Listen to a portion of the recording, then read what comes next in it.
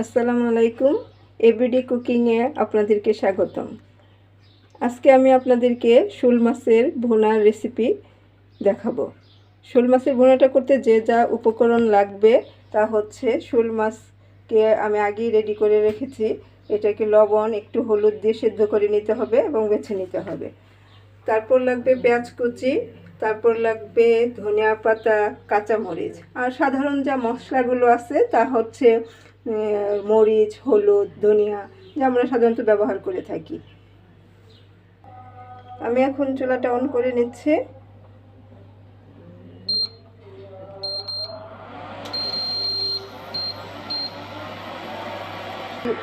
ঢালছি ভুনাটা করার জন্য।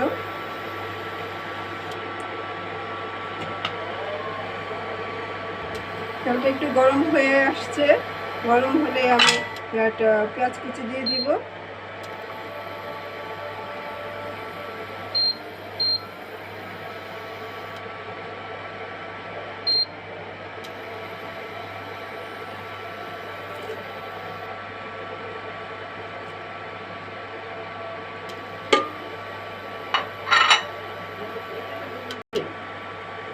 পেঁয়াজ কুচিগুলো ভাজা হবে, লাল লাল করে ভাজা হয়ে আসলে তারপরে আমি একটু ঝোল দিয়ে এটাকে কষিয়ে নেব, মশলা দিয়ে কষিয়ে নেব। পেঁয়াজগুলো এখন ভাজা হচ্ছে।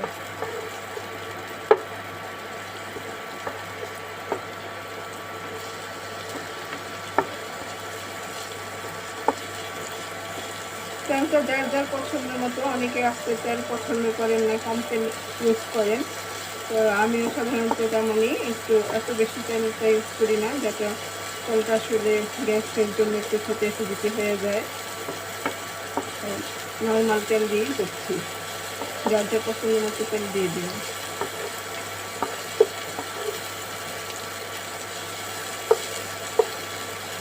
পেঁয়াজটাকে বাদামি করে ভেজে নিতে হবে।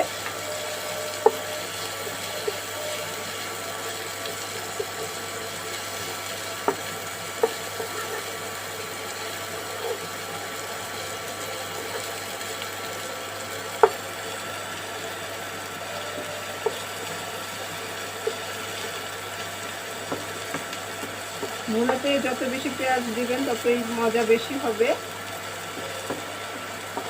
এই জন্য আমিও পেঁয়াজ কুচিটা একটু বেশি দিয়েছি।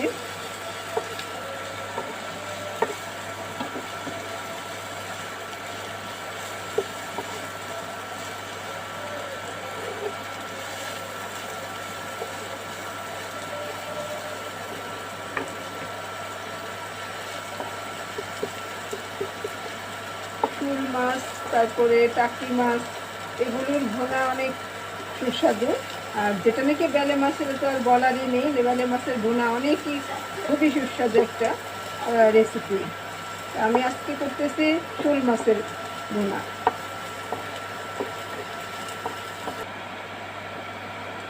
পেঁয়াজটা ভেজে নিয়েছে, এখন লাল লাল হয়ে আসছে, বাদামি হয়ে আসছে। এখন আমি একটু ঝোল দিয়ে দিব, তারপর মশলা দিয়ে কষিয়ে নেব।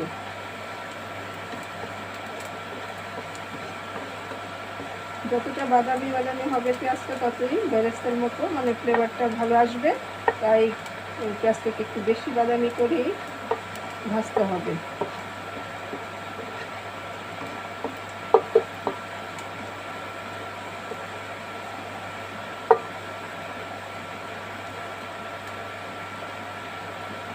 এখন আমি একটু পানি দিয়ে দিচ্ছি।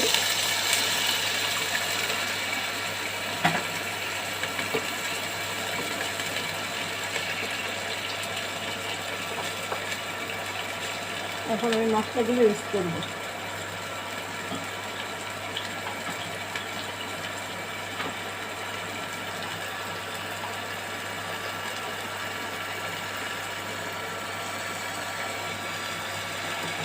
এখন হলুদ দিয়েছি, মরিচ দিচ্ছি। এখন এটা যার যার স্বাদ অনুযায়ী মরিচটা দিবেন। আমি যতটুকু পরিমাণ আমার প্রয়োজন নিয়েছি।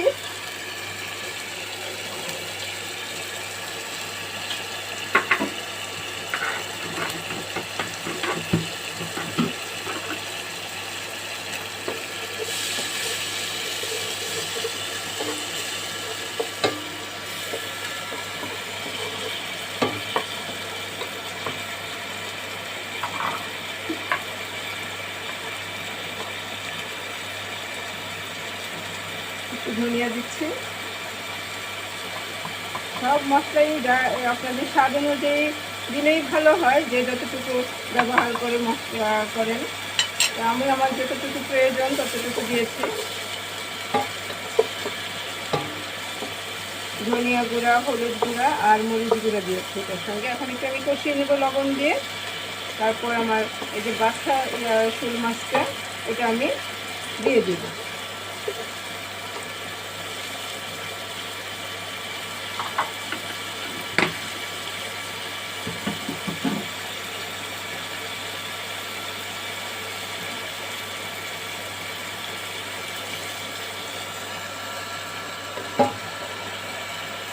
এখন 5 মিনিটের মতো কষাবে।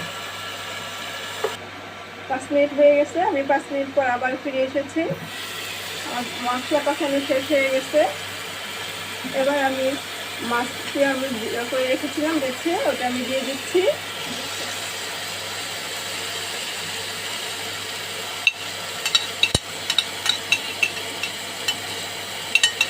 আমি এটাকে একটু মাখিয়ে নিয়েছি মাছটাকে।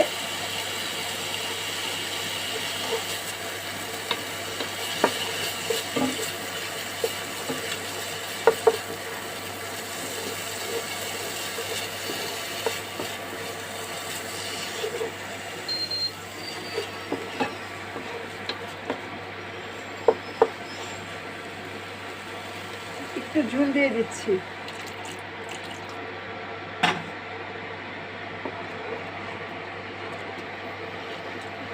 রান্না প্রায় শেষের দিকে।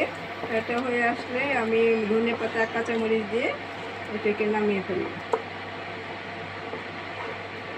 এখন আমি ঢেকে দিচ্ছি।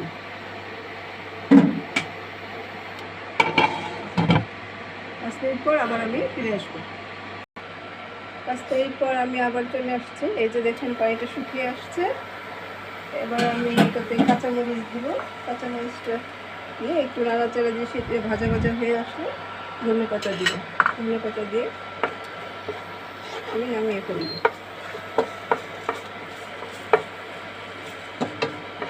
শোল মাছটা শরীরের জন্য অনেক ভালো। এটা রক্ত হয় শরীরে, চাকরি, শোল, সব মাছ ইলিশ মাছের মতোই। ইলিশ মাছও কিন্তু শরীরের জন্য অনেক ভালো, রক্ত হয় আর কি প্রচুর। ওই জন্য অনেকেই পছন্দ করে এটা খায়।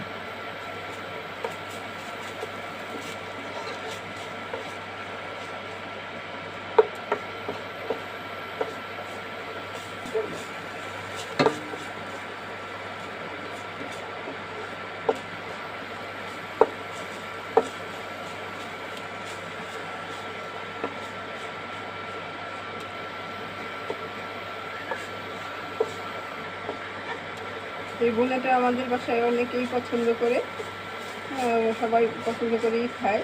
তাই আমি এই রেসিপিটা আপনাদের সঙ্গে শেয়ার করছি। আপনাদেরও আমি আশা করি ভালো লাগবে। আপনারা বাসায় ট্রাই করে দেখবেন।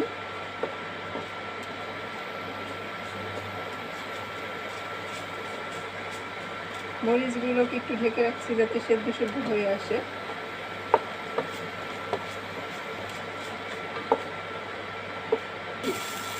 এই যে দেখেন এখন ভাজা ভাজা হয়ে আসছে, লাল লাল ভাব হয়ে আসছে। আমি এখন ধনেপাতা দিয়ে নামিয়ে ফেলব। আসলে ভুনার মধ্যে একটু বেশি তেলই লাগে, দেখা যায় যেহেতু এটাকে ভাজা ভাজা করতে হয়, ওই জন্য একটু তেল বেশি দিতে হয়। ননস্টিক বলে আমি একটু কম ব্যবহার করতে পেরেছি।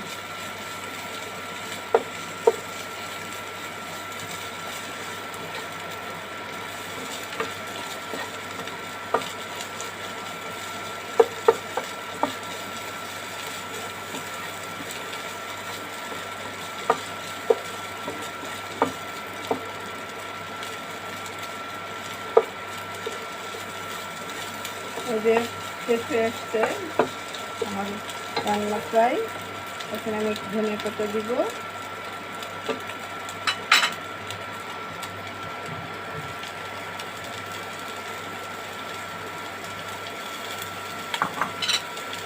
ধনিয়া পাতাটা দিয়ে একটু নাড়াচাড়া করে নিই যাতে ধনিয়া পাতাটা একটু সেদ্ধ হয়। আশা করি আপনাদের অনেক ভালো লাগবে রেসিপিটা। আপনারা বাসায় একটু ট্রাই করবেন। আমার কাছে খুবই ভালো লাগে, খুব সুন্দর একটা ফ্লেভার চলে আসছে ধনেপাতা দেওয়াতে, কাঁচামরিচ দেওয়াতে।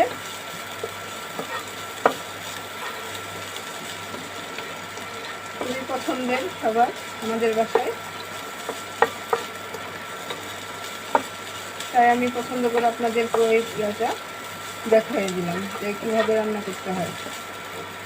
আশা করি আপনাদেরও ভালো লাগবে। একেবারে শেষ প্রান্তে চলে আসছি রান্নার।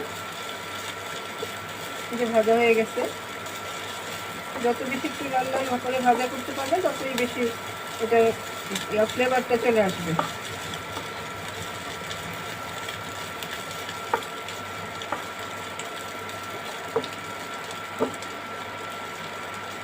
আমার রান্না শেষ, এখন আমি পরিবেশন করে আপনাদেরকে দেখাচ্ছি। এই যে আমার শোল মাছের রেসিপিটা তৈরি হয়ে গেছে। আমি আশা করব আপনারা বাসায় একবার ট্রাই করে দেখবেন আর কমেন্টে আমাকে জানাবেন কেমন লাগলো। আর পরবর্তীতে আমাকে যদি কোনো রেসিপি আপনাদের জানার থাকে বা দেখার থাকে, আমাকে কমেন্টে জানালে আমি চেষ্টা করব আপনাদেরকে সেই রেসিপিটা দিতে। আল্লাহ হাফেজ, এখানেই শেষ করছি। আসসালামু আলাইকুম।